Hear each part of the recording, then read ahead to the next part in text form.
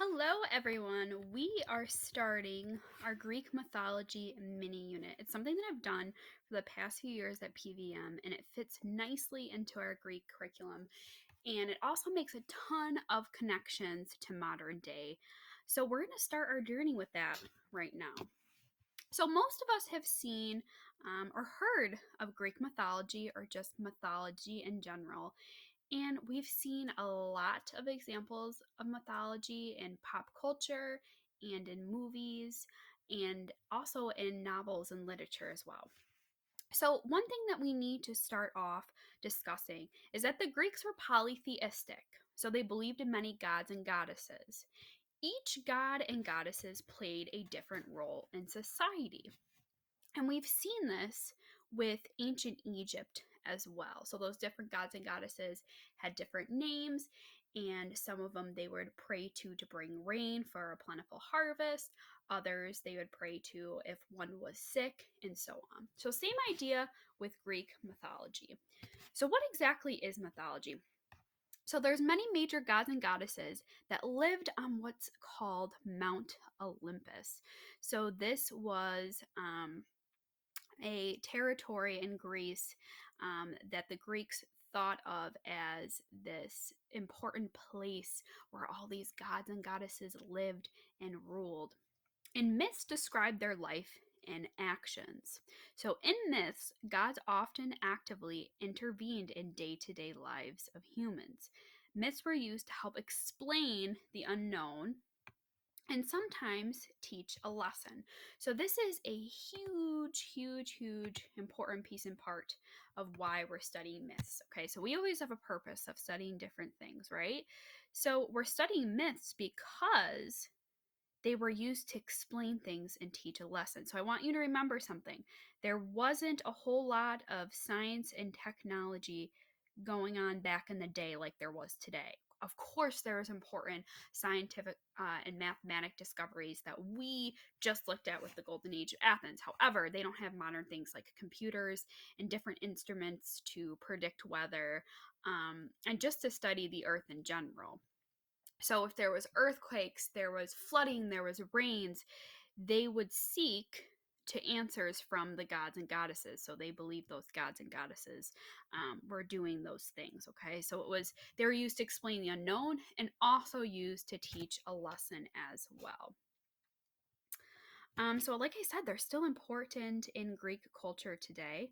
And what we're going to really be looking at today is the different gods and goddesses and how they play a big part in modern day.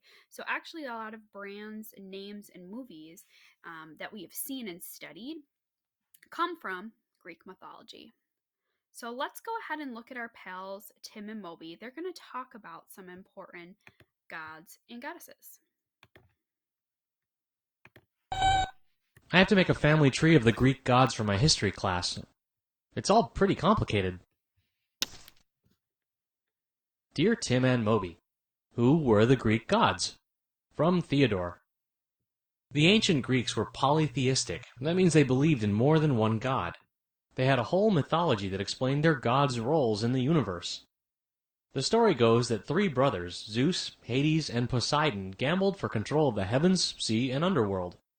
Poseidon won the sea, Hades won the underworld, and Zeus won the heavens. The gods agreed that they would share control of the earth, which led to a lot of arguments and fighting. Yeah, according to legend, the 12 main Greek gods lived on top of Mount Olympus. They were known as the Olympians. But Mount Olympus wasn't always a very friendly place to live.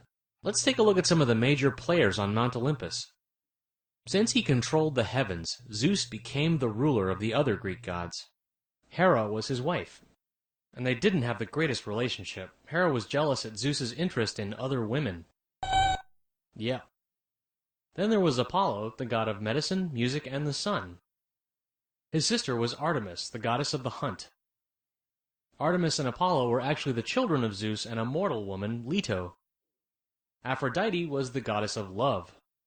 She was married to Hephaestus, the god of metalworking, but she was actually in love with Ares, the god of war. I know, it's like staying home from school and watching soap operas.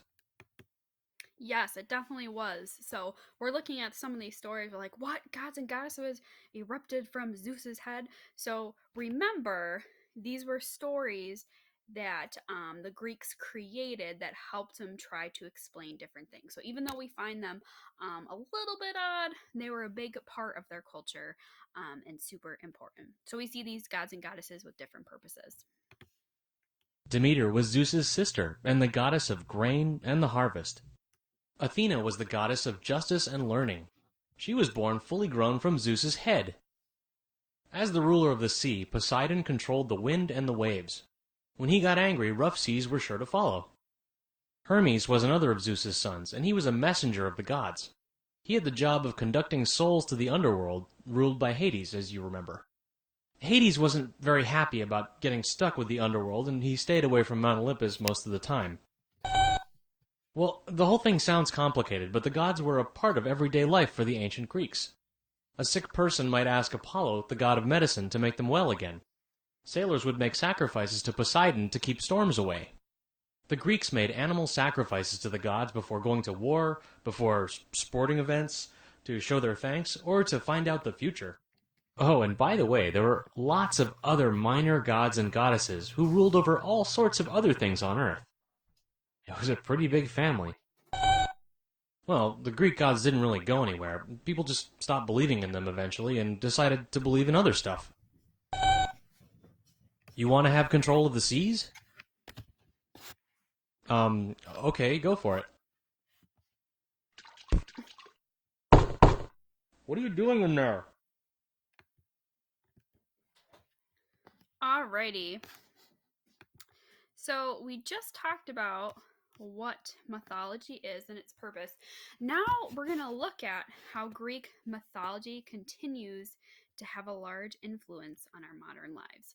So, one thing I want you to take note of that Tim and Moby were talking about, and I also mentioned in the beginning with that bell ringer, is Mount Olympus. Okay. That word, Olympus, comes from, or actually, the word Olympics comes from Mount Olympus, okay? So originally, the Greeks created the Olympics to celebrate their gods and goddesses, okay, through a series of different sports games. So that's something that we've adopted into our own society today. So the idea of different countries around the world coming together and competing in different games. So those city states would come together to compete with one another in sports games, honoring those different gods and goddesses. All right, so I'm going to read pieces and parts of this to us. So, how does Greek mythology continue to have a large influence on our modern lives? So, it's more than 2,000 years since the time of the ancient Greeks. But Greek mythology continues to have an influence on how we live in Western society. So, remember, Western society is Europe, the United States, the Americas. References to Greek mythology can still be found in our discussions about science, arts, literature, language, names, and brands. Thinkers from ancient Greece also laid the foundations of many areas of study, including astrology, mathematics, biology, engineering, medicine, or linguistics. Linguistics, rather, excuse me. Everywhere you turn, there is likely to be a reference to Greek mythology. And the brand of sports shoes you're wearing, the name given to your breakfast meal, the way a building has been constructed, the music you are listening to, or the poem you're studying in school. So here are some common links to key areas. Holy cow, look at these lists of names. So all these names derive from Greek mythology. So Amazon, so our favorite Amazon, the online retail store is named after a group of strong women warriors who were trained in combat and archery and are known as the Amazons. Pandora, the jewelry brand and also that online music station, got its name from the first mortal woman in Greek mythology. Her name meant all gifted. Hermes, he was the messenger of the Greek gods, but today you'll see his name for the company that specializes in luxury goods, lifestyle accessories, and perfumes. Dove. The dove was a symbol of Aphrodite, the goddess of beauty. It's a personal care brand by the same name. Apollo. The U.S. Apollo space program to take astronauts to the moon was named after Apollo, based on the god's ability as an archer to hit his target. Nike, the U.S. sports apparel company, is named after the Greek goddess of victory. Cerberus, the Australian Royal Navy, has a training facility in Victoria named HMAS Cerberus after the multi headed dog that guarded the gates of the underworld. Cereal, the generic name for a breakfast meal, is named after Ceres, the god of grain. So that one I found the most interesting while looking at some of these. Most I was familiar with, but that one stood out to me quite a bit. Even the names of baby boys and girls are still drawn from Greek mythology. Some well known mythical names include Jason, Troy, Damon, Helen, Rhea, Penelope, and Phoebe. So Troy from the Greek city state of Troy, Helen from Helena Troy, who was the daughter of Zeus, and many other names as well. So, brands. Several major car companies have borrowed names from Greek mythology for their vehicles. These include the Buick Apollo, Volkswagen EOS, Honda Odyssey, Nissan Titan. Toyota Camry used to be called the Terrace. Little medical sign. So, logos, medicine. The medical profession is symbolized by the snake intertwined with staff. So, the god of medicine, Apheles. Versace, the fashion house, has Medusa as its logo after founder Gianni Versace linked his clothing to the mythical creature and that it had a fatal attraction. The modern Olympics. The Olympic Games started in ancient Greece in the city of Olympia. The participants were city states of ancient Greece and colonies. The Olympic Games were held every 4 years to honor Zeus, the king of the gods.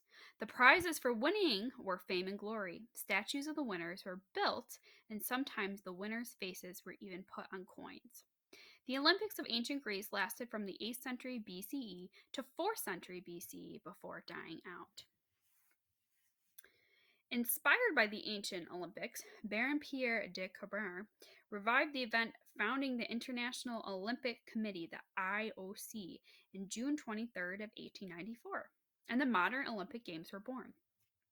Today, we still celebrate some of these old traditions, such as the olive leaf crowns on the winners' heads, the lighting of the Olympic flame, and the opening and closing celebrations. It all comes from Greece, people.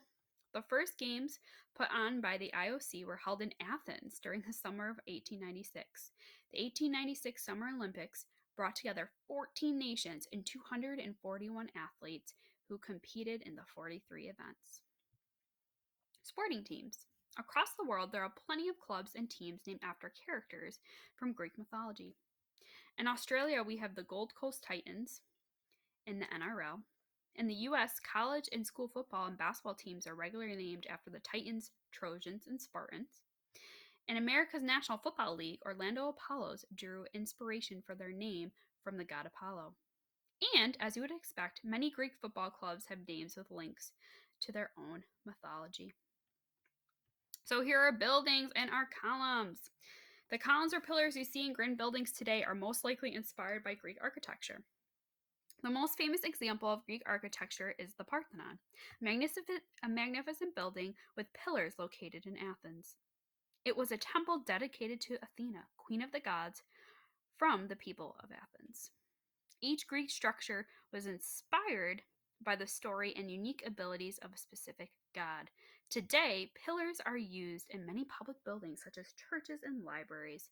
One famous modern day building is the White House in America, where it should say, well, I think this was written during President Donald Trump's presidency, so it would currently be President Joe Biden. Each aspect and characteristic of Greek architecture was designed to complement and relate to one another.